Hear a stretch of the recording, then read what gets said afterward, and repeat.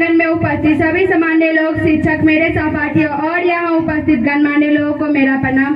मैं सोनाली कुमारी वर्ग 8 की छात्रा हूँ। 15 अगस्त को इस स्वतंत्रता दिवस को शुभ अवसर को मनाने के लिए हम सभी यहाँ उपस्थित हुए हैं। इस शुभ अवसर की आप सभी को ढेरों सारे शुभकामनाएं और बधाइयाँ। आज इस शुभ अवसर पर मुझे आप सभी के बीच संबोधन करने का मौका मिला है, उसके लिए आप सभी का बहुत बहुत धन्यवाद।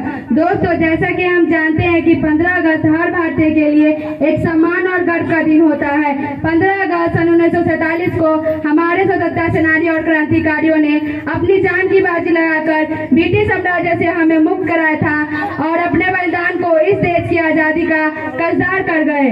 इसीलिए हम सभी से ऐतिहासिक रूप से उसके याद और सम्मान में इस दिन को मनाते हैं। इस दिन तकरीबन 200 वर्षों से हम भारतीयों पर अत्याचार कर रहे हैं। अंग्रेजी हुकूमत से हमें आजादी मिली जो कि अतुलनीय है। अंग्रेजी हुकूमत ने हमें कई वर्षों तक हम भारतीयों पर अत्याचार किया और हमें गुलाम बना के रखा।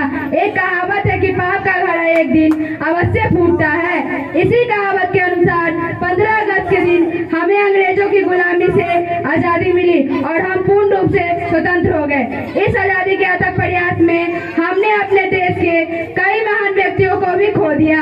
हमारे देश में ऐसे कई महान व्यक्तियों ने जन्म लिया है जिन्होंने अपनी जान की परवाह न किए हुए और हंसते हंसते देश के लिए कुर्बान हो गए। हमारे देश की आजादी में सबसे महत्वपूर्ण योगदान महात्मा गांधी जी ने दिया था, जिन्होंने ब्रिटिश शासन के खिलाफ सत्य और अहिंसा जैसे शस्त्र का प्रयोग कर उन्हें भारत छोड़ने पर मजबूर कर दिया था।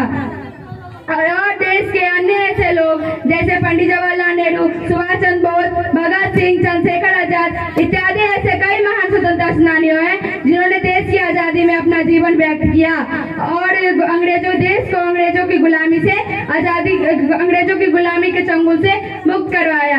हम बहुत भाग्यशाली है कि इतिहास में हमें ऐसे महान स्वतंत्रता सेनानी और क्रांतिकारी मिले जिन्होंने न केवल आगे आने वाले पीढ़ियों को भी अंग्रेजों की गुलामी से आजादी करवाई है और इसी कारण आज हम सभी आजाद हैं और दिन प्रतिदिन नई नई उपलब्धियों और नए मुकामों को हासिल कर रहे हैं। आज आजादी के 77 साल बाद आज हमारा देश प्रगति की ओर अग्रसर है और हर क्षेत्र में नया अध्याय लिख रहा है, जैसे सैन्य ताकत, शिक्षा, तकनीक और खेल। अन्य ऐसे क्षेत्र में यह हर दिन एक नया आयाम लिख रहा है। हमारी सैन्य ताकत इतनी अच्छी है कि दुनिया भर में इसकी मिसाल दी जाती है। हमारी सैन्य ताकत कोई भी देश हमारे देश को आंख उठाकर देखने में भी घबराता है और हमारी सैन्य ताकत आधुनिक हथियारों से लैस है और किसी भी दुश्मन को पलक झपकते ही मिटाने की ताकत रखती है। जैसा कि हम जानते हैं कि हमारा देश